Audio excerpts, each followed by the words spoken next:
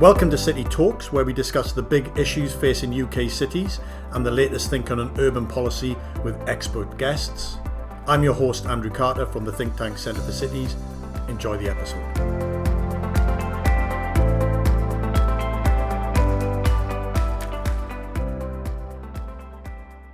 Welcome to this episode of City Talks. Today I'm joined by my colleagues Anthony Breach and Oscar Selby, and we're going to carry on a conversation that Ant and I started a couple of weeks ago about the merits and importance and the detail of fiscal devolution.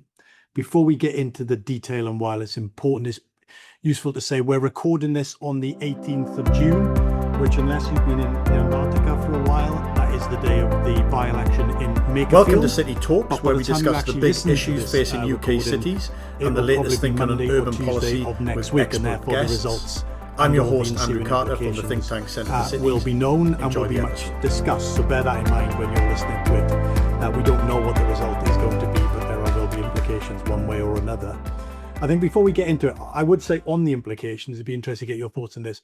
It's just worth reflecting on whatever the result is, just the prominence and importance that Greater Manchester as a place, and obviously the leadership of it, not just the current mayor, but people like Richard Leese and Howard Bernstein before them, the prominence of Greater Manchester in the devolution debate over the last 25, if not 30 years, can't be underestimated or understated. It's just been such an important place, and the leadership of it that has really allowed the devolution agenda more broadly under different administrations in government to really proceed. And I think that's, there's nothing to be other than to be said that it's just a significant moment. And if there is change on the way, the change that happens in Greater Manchester is going to be significant. Maybe not as significant as maybe changes at the national level, but it will be significant nevertheless. Yeah, absolutely, Andrew. And I think in particular, it sort of seems that political debate in Westminster has, over the past month or 2 months, sort of realised what has been, people in the devolution debate have understood for quite some time, which is exactly as you said, that Manchester is a real leader in both the changing economy and the changing constitution of the country. And what we are seeing with obviously the by-election is in part the natural progression of that success being fed up to the national level and changing national politics, however it does that. But how things continue to change in Greater Manchester after the by-election is of national importance for that reason. Yeah, that's a really important point. And so let's get into the fiscal devo question. I think the first thing, again, just to say, is that we think fiscal devolution is a really important element of the policy debate. I know there's lots of focus on personalities and politics, but policy really does matter in that respect. And I think it's universally recognized that the fiscal question is really the next important next step of the devolution agenda. Yes, there are things to be done around powers. Yes, there are things to be done around responsibilities, but the next big step is actually unlocking and really getting to grips with the fiscal question. And I think we are optimistic, maybe naively, but optimistic that the fiscal devo debate will continue on, whoever is in power in the days and months ahead, not least because there is an increase in acceptance from the Chancellor, from the Mayor of Greater Manchester and lots of other mayors, and a commentariat more generally, that fiscal devo needs to happen. So it doesn't rely on any one individual. There is a cast of individuals, which gives us some optimism that this will carry on. So again, just reflections on the significance and importance of it. It's not just a wonky, very niche conversation that we all love. It's actually, there's a broader base to it than that. Yeah, and I think that's all right, Andrew. That the key to all of this is growth, right? That the argument that we have a local finance system that penalises places that grow their local economies and thereby help grow the national economy is why minds have been changed in this area and why we start to see more debate about this. I think that then matters for then the direction of the fiscal devolution debate, because if you don't care about growth, and there are people who are sort of indifferent to it, who think it's overrated, then there's not really much of a case for changing the local finance system at all. Then you would just put more money into local government so it can do the things that it currently does, but with more money or to a slightly better degree. So there are obviously defenders of the status quo out there, even if they wouldn't necessarily frame it like that. But any argument for substantial change in this area, where we really shift power out from Westminster and Whitehall, out into our cities and into the hands of the mayors, has to have that growth argument front and center to make significant headway. And Oscar, you've been leading the charge for us in looking in detail at how other systems work, particularly other systems overseas, not least because we don't have that system in England. So we need to look somewhere else in order for inspiration and insight, and just pick up that, that point about the growth angle from and just explore that a little bit more. How do other places think about that? What are they using fiscal devolution for? Just reflections on that. Yeah, so when you look internationally, particularly amongst OECD countries and G7 countries, the kind of places that we compare ourselves to, what we tend to find is that the UK is an outlier. So in the UK, only 5% of tax revenue is collected at a local level. Meanwhile, 95% goes straight to central government. That's the smallest share, the most centralized country in the G7. And this is probably holding back the growth rate in this country. So when you look at OECD countries and you look at the extent to which their incomes vary, what we find is that OECD countries that are much more fiscally devolved tend to have higher income levels. There's also research that tends to find that when you transition towards a more fiscally devolved settlement, when you provide local authorities, local governments with incentives to grow based on the fiscal assessment they're given, they're more likely to pursue growth, and that tends to lead to higher growth rates as well. Yeah, I feel like we're gonna have a sort of session where I'm expressing my worries, and you two can talk me down from my worries, or at least my worries as I perceive the debate and the discussion. So my first worry is, and you hear this a lot through the conversation we've already had. We've had several conversations with government folk and trying to think this through, and others. The first worry is, well, should it really be all about growth? Should it be about something else? And what about equalization? And therefore, so again, that's my worry. And then we won't get through this impasse, and then we'll dance around it, and then we won't really make much progress on that. But there is a way through it, though. Yeah, I think that's the really important thing that the international evidence shows us. So the UK is an outlier. We're incredibly centralized. What most countries tend to do, because there is to some extent this trade-off between perfectly equal funding and strong growth incentives. So more fiscal devolution or complete fiscal devolution might maximize incentives. Complete equalization will maximize equal funding. Most countries find themselves somewhere in the middle. We find ourselves towards the extreme, where we have perfectly equal funding for local government across the country, but that means really weak incentives for growth. And that holds back local government's ability to pursue growth. It holds back their ability to manage the costs of growth. And it ultimately has effects on the overall national level of growth in the economy. Yeah, I suppose, one of the other sort of, it's interesting sort of the conversation around, are we talking about all of local government? Are we talking about MSAs particularly, or are we talking about something else? I mean, that again is sort of an interesting set of discussions, in part depending on where you start from, depends on where you get to on that issue, right? Yeah, absolutely. And all the borders of local government being up in the air at the minute due to the local government reorganization process makes it even more complex and even more interesting to ponder all the way through. I think obviously we set out previously in the past that obviously the big cities and the shires are somewhat different, and there's an approach to fiscal devolution which would have recognized that.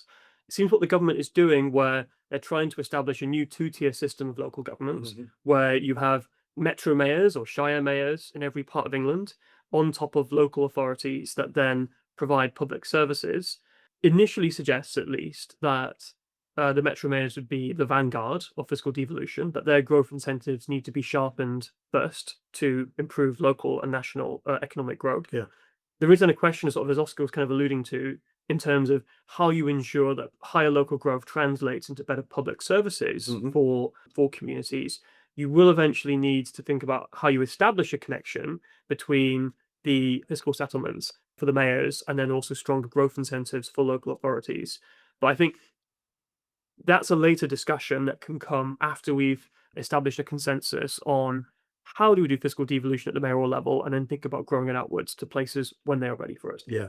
One of the other sort of worries is about what tax bases are we talking about, which are relevant, which are not relevant, and particularly given we're interested in growth, those to the degree to which they function and act on growth decisions. What's our take on that, Oscar? Where are we on that? You've been again doing some thinking on that. Yeah. So to answer that question, I think we need to explain sort of the mechanisms by which fiscal devolution stimulates growth. Yeah. And The way it does this primarily is by creating a local fiscal incentive to pursue growth. So that when the economy increases in size, when output increases, local tax revenue increases, and that then gives local governments a fiscal incentive to pursue growth, but it also provides them the political ability to do so, because then in response to growing the economy, they can lower bills or they can improve local services, and that can therefore spread the gains of growth and ensure that that growth is sustainable and that there isn't a local discontent that opposes decisions that promote it. The type of tax that you use in order to generate this incentive can vary. Lots of different countries use lots of different taxes.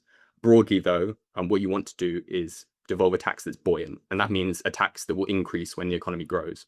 So broadly, that's income tax, corporation tax, business rates, value-added tax, all these things that tend to increase when the economy increases in size. So when the economy grows, people get paid more, incomes increase, that increases income tax receipts. Same thing with VAT, because there's more consumption, and then similarly with corporation tax, because businesses make more profit. So you really want to focus on these buoyant taxes that will increase when the economy grows. And that's kind of where the chancellor is. I mean, in her speech in the May's lecture, she talked about income tax specifically, and then there's been subsequent conversation about maybe there's a property element to taxation, and whether it's business rates and council tax or a combination of both. I mean, that's where her head is on this kind of tax, the particular tax that she's interested in. Yeah, exactly. I think income tax in particular is something that she raised as an option. This is not something we thought was possible maybe a few years ago, but thankfully it is on the agenda, and it's something that's really common. In fact, income tax is the most common tax to be devolved to local level amongst fiscally devolved OECD countries, particularly in places like Norway, Finland, Sweden, Denmark, but lots of other countries as well. Yeah. And then that sits alongside, we may want to have a more reformed system of local property taxation, so kind of council tax and business rates at some point in the future. There are strong theoretical reasons why you would want property taxes to be collected locally. They're place sensitive, they're very hard to avoid. There's clear accountability to voters in terms of what they pay and then what services they get back.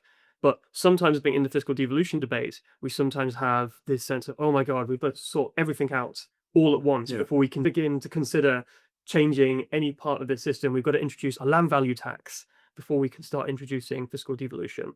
I would argue, and the centre would argue, that that's a mistake, that thinking instead about how can we broaden out the local tax base from beyond just these kind of very narrow property taxes, where we're pretty unusual internationally for being so reliant on property taxes, and introducing some buoyancy into the mix will just make it much easier to begin kind of a serious program of reform in this area. Yeah. One of my other worries is around the London question. It's so big, it's so important from a national tax-based perspective that you have to think about it and factor that in. It also drives a lot of the variation and the inequality that you see between places across the country. So that it will come on to the London question, just have that in our heads. But I suppose preceding that really is this question about, and we've seen this in some proposals that are already coming out, which is, yes, we want to reward and incentivize growth, but not too much, and it can't be at the expense of prolonged and consistent equalization, which then results in very complicated, relatively partial types of initiatives that no one really understands. So there is this never going away incentive vis-a-vis equalization tension and issue that is unresolved as of yet. Yeah, definitely unresolved in the UK, but in the international context, it's something that a lot of countries manage quite effectively. What we find, if you look at places like Switzerland, for example, is that they permit a certain level of difference in funding level, but they ensure a funding floor for every part of the country. So no canton, which is the regions in Switzerland, falls below that funding floor, but places are allowed to exceed that funding floor and benefit from the growth that they receive. So some of the growth that they receive will get essentially taxed by central government, put into a pot. That pot will be used to bring other places up to the floor, but they won't take all of the growth. And that means that this incentive gets retained. Something like this already exists in the business rate retention system, except for the fact that in the business rate retention system, we have equalization resets after a certain amount of time. So all of that growth does eventually get equalized away. Yeah. So there's, even within that system, there's a reset mechanism, which again, you have to think about. There's definitely an argument for once you set the system up and running, you just let it run in perpetuity and you never reset. If you are going to reset, you have to think about the longer run rather than the shorter term. And I think, if you look at some of the business rates schemes around it's not quite, but it's nearly tax increment financing type arrangements in some places. You look in 20, 25 years as a sort of, as a term time in order to borrow against, in order to raise revenue, to unlock development, et cetera, et cetera. Exactly, yeah. So for the Northern Line extension in London, and then for the business rates retention schemes that have been implemented in Manchester, that's been the time frame that's been decided on, and that's because that's allowed for enough additional revenue to be guaranteed to give the local authorities, to give the MSAs in those areas the assurance, the confidence to be able to go out and borrow against that future income. Because that's the important thing, right? It's in a sense, it's what the fiscal devo allows you to do. It's not just you're getting money for, from a different purpose, but actually it's what does that type of money allow you to do?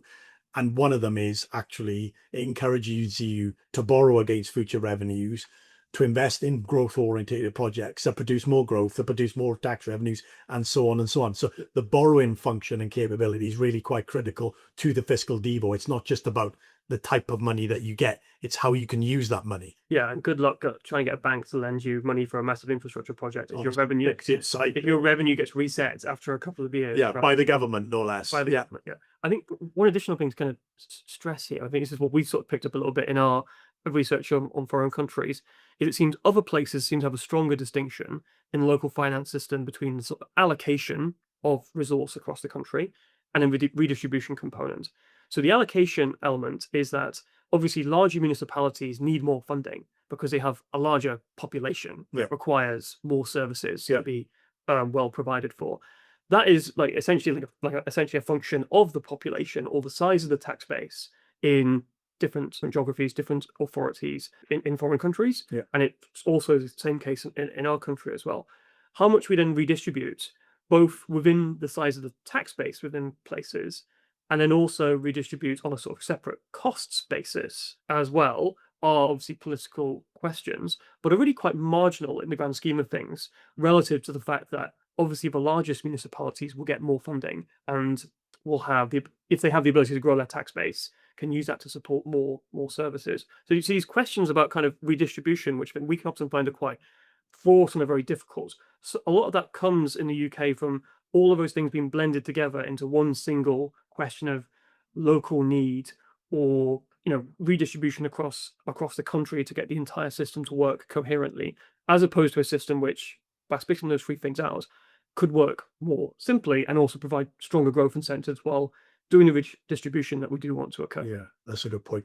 Take on the London question, Oscar, right? I mean, we're often to say that the UK or England is unique in lots of different ways, not always for good reasons, but there is a uniqueness to the London question because of its size and scale and its importance on a national tax revenue perspective.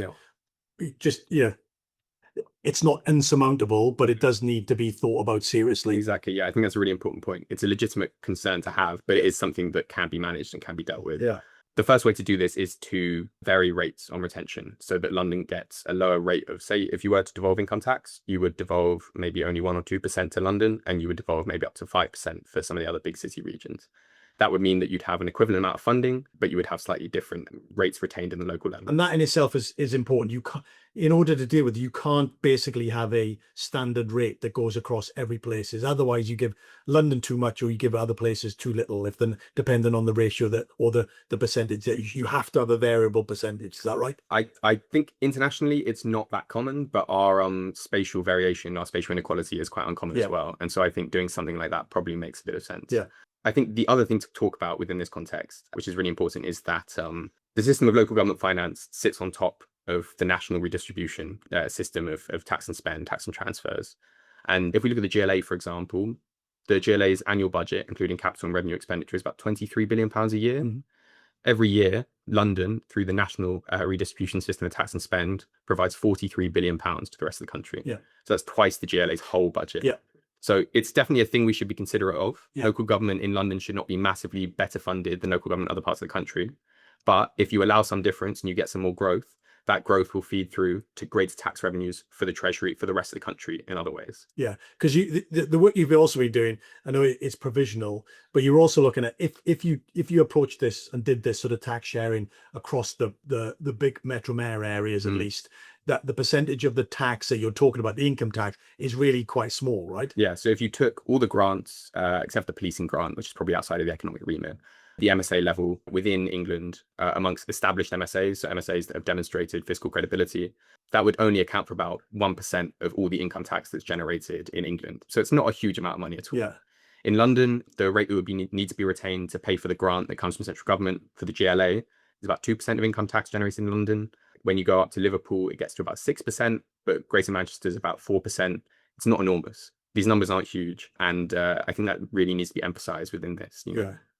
That's it's often like they're going to keep everything or nothing, but actually the reality is they'll keep something, and it's not very much, but also they can do good stuff with it. If they do good stuff with it, not only does their bit grow, but the rest of it grows, right? There's more revenues for the rest of the country as well as the MSAs themselves. Exactly, yeah. And I think it's really important that that's emphasized, because what fiscal devolution allows places like London to do is better manage the costs of growth, which create a pro-growth sentiment that stops local politicians getting in the way of new house building, for example, or new development that might help promote the economy develop further into the future. And it does this by providing more funding for local authorities. So when a borough like Hackney, Tower Hamlets has residents that move in maybe with higher incomes as the economy grows, that will increase the tax base under a fiscally devolved system. That will give the local authority more money. That will mean they can invest in things like social housing to allow the rest of the community to benefit from that influx in wealth and income. Yeah. Yeah, so essentially moving from a system which is obsessed with national redistribution, accepting we'd have less of that, but having more local redistribution to balance out the cost of growth with the political argument. Yeah, that's and really importantly, that local redistribution facilitates a pro-growth sentiment at the local level that stimulates national growth. Yeah, no, that is an important point. One of the other sort of interesting areas is not so particular to us. We don't spend an awful lot of time in this space. There are other institutions that spend a lot of their time just obsessing about this issue, widely, is around accountability and scrutiny. And my worry is that we will place incredible amounts of expectation on MSAs, for example, mayors particularly, around accountability to somehow offset the loss of accountability that might come from going from essentially getting a grant from a department who then asks loads and loads of questions about how you're going to spend it, when you're going to spend it, what are you going to do with it, etc. That system by definition would break down, rightly, because they would no longer be getting the grant from the DFT or the CLG. They will be getting a relevant proportion from the Treasury, which might actually introduce a relationship direct to the Treasury rather than to departments. I think that would be a good thing. But nevertheless, but you can also already see, well, that might not be sufficient. So we're going to need to introduce loads of more accountability mechanisms and scrutiny mechanisms, all at the local level, etc. I think that's not the right way to think about these sorts of things. And we're going to place a much higher bar on these places than we often do particularly on central government and national government more generally. Yeah, exactly. I think, this kind of quest to build these Heath Robinson machines that, introduce all this elaborate complexity and procedures that, as you say, don't exist within a central state. The idea that that's a route to kind of saving money or improving efficiency of the public sector, I find quite hard to swallow, especially when there's happily an excellent alternative that provides local accountability, which is local taxation. Yeah. And if we accompany the fiscal devolution process with, particularly on the council tax side, accepting more flex into what mayors are allowed and local government is allowed to charge, rather than the de facto mandated 5% increase every year, which is what the current settlement essentially requires, we could have a political system, a series of local accountability in which voters can compare the council tax bill to the services that they get from the mayor or from local government, and indeed to mayors in other jurisdictions, and think, are they getting value for money? Yeah. And people might have different opinions about whether the services they're getting are good value for money in their place compared to other places. Yeah. But that would be a matter of local concern for local political debate, rather than something which, we need legions of officials and, auditors to, pore over every penny that mayors plan to spend even before they spend Yeah. it. No, I agree with that. And I do think as part of that process, I have a lot of time for having what you notice when you will see this, Oscar, because you've done looking into the weeds of all this sort of stuff, trying to actually figure out what MSAs are spending their money on and the way they account for that and the way they record that, the way they communicate that is not the easiest system to engage with. And it varies by MSA, by MSA, by MSA. And I think that's not the way to go. I think we would need to get to a standardized way of reporting what income and expenditure looks like, so we can do precisely that Mr. and Mrs. Joe Public can then look at the numbers and the way it's reported and say, okay, money received, money spent, and how does that money received and spent relate and compare to the place down the road or and such. So a degree of standardization on the reporting functions.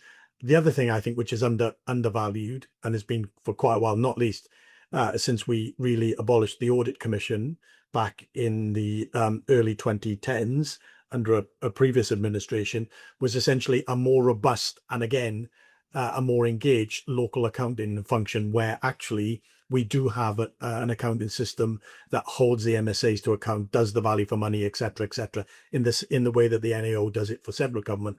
We need something comparable at the local level in order for politicians, national and local, to have some certainty and some transparency on what is being spent and for what reason and for what returns at the local level. I think those things, if we do those things well, those actually become mechanisms for increased autonomy, increased flexibility, increased devolution, because you're providing certainty and confidence to places that actually they're not mad or they know what they're doing and you can trust them to be competent. I think a crucial thing there is, regardless of how much fiscal devolution we end up going for in the end, we should have those things anyway. Yeah. Right. So even if you're a complete, That's a good point. even if you're a complete like anti-growth skeptic, yeah. right, you should still want Yeah. standardized reporting of mayoral local finance. You Yeah. still want local audit commission that audits authorities in a consistent manner.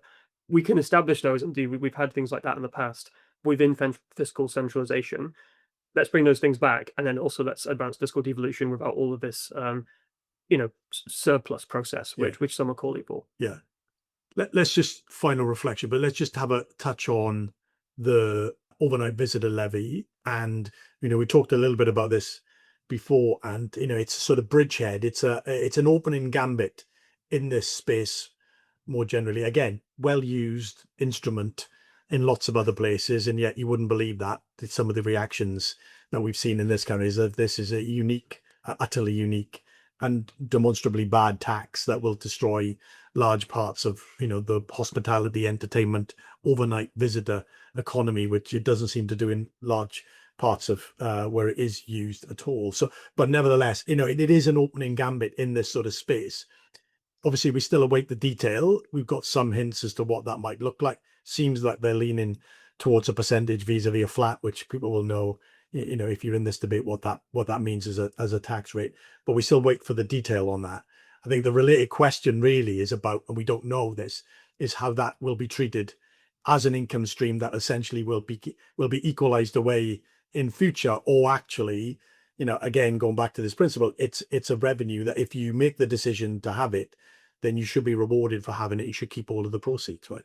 Yeah, absolutely. I mean, we have heard some indications that people are thinking about equalizing this local visitor levy revenue, which we find very difficult to understand what the case for that is, except this logic of kind of, equalization above everything else. We know that when visitors visit places, they're visiting specific local places.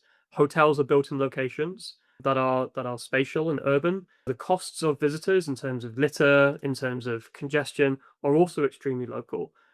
There's no case for the revenues of tourism specifically designed to mitigate some of the costs of tourism, but also provide incentives to grow it, should be sent off to completely different parts of the country where there is no tourism industry and where it is unlikely to be any demand. So trying to establish this principle where places have their own tax base. Yeah. And they get to keep that. Yeah. And they get to grow that. Yeah. And they keep the rewards of that. Yeah. This is why the visitor levy is so important. Yeah. Is it establishes that intellectual bridgehead as well as the practical bridgehead, that we can do this and we should be doing more of this, and that these incentives are real. Yeah. And the point you were making earlier, Oscar, again, the overnight levy is an example of one of the taxes that is available to places in large parts of the OECD in order to think about the tax base in general and how they can grow it and how they get the benefits from it. Yeah, exactly. Most countries are able to levy a tourist tax without too much controversy. It's only because we are so centralized and we have so little fiscal power at the local level that this seems so controversial. But yeah, hopefully this shows that there is appetite for fiscal devolution, that the Treasury are really serious about it, and that it will lead the way to other taxes as well, potentially being devolved too. Okay, so final reflections. Let's see. So the Chancellor said that the roadmap would be published alongside the autumn budget, which will be in autumn, broadly defined, November-ish, probably, if it's the same sort of timings as the last year's budget. And that the government has also said that they will produce a progress to date kind of statement or comment probably before recess, which will be this July. What are we looking for in that? What are the expectations? What do we expect in the progress to date?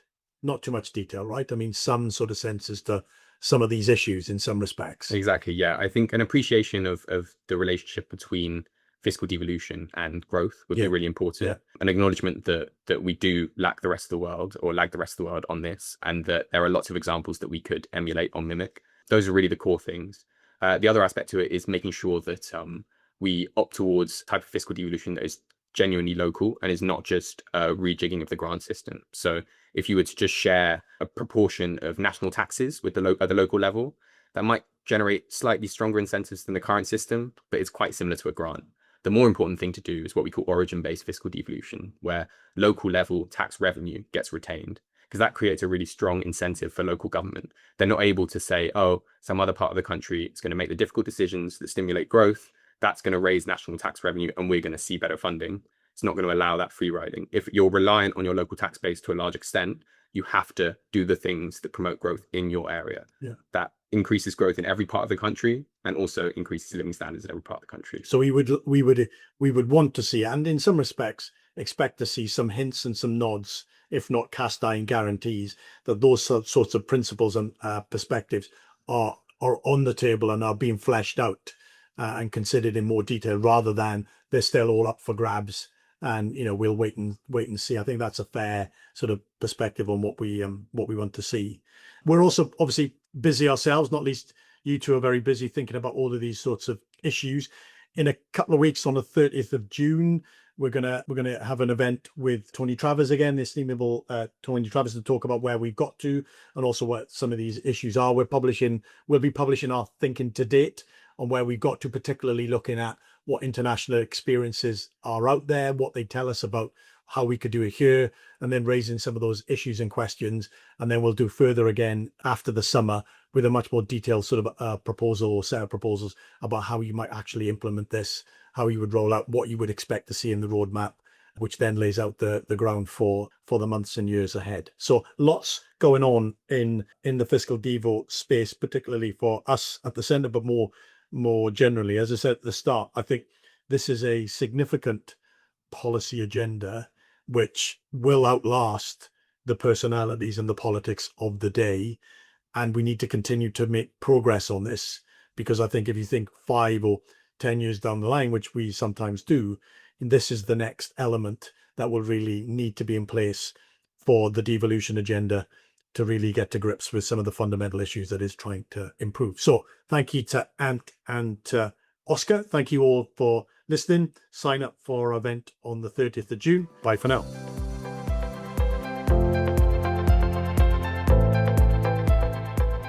Thank you for listening to this episode of City Talks, brought to you by the Centre for Cities. You can find us on Apple Podcasts, Spotify and Podbean by searching Centre for Cities. Please rate and subscribe if you liked what you heard. You can follow the Centre on Twitter at Centre for Cities, all one word, or on LinkedIn for the latest on what the Centre is up to. To hear about all our latest reports and briefings and upcoming events, sign up to our fortnightly newsletter via our website, centreforcities.org. If you have any comments on the episode or suggestions for topics we should cover, we'd love to hear from you. Do tweet us or send us an email to info@centreforcities.org.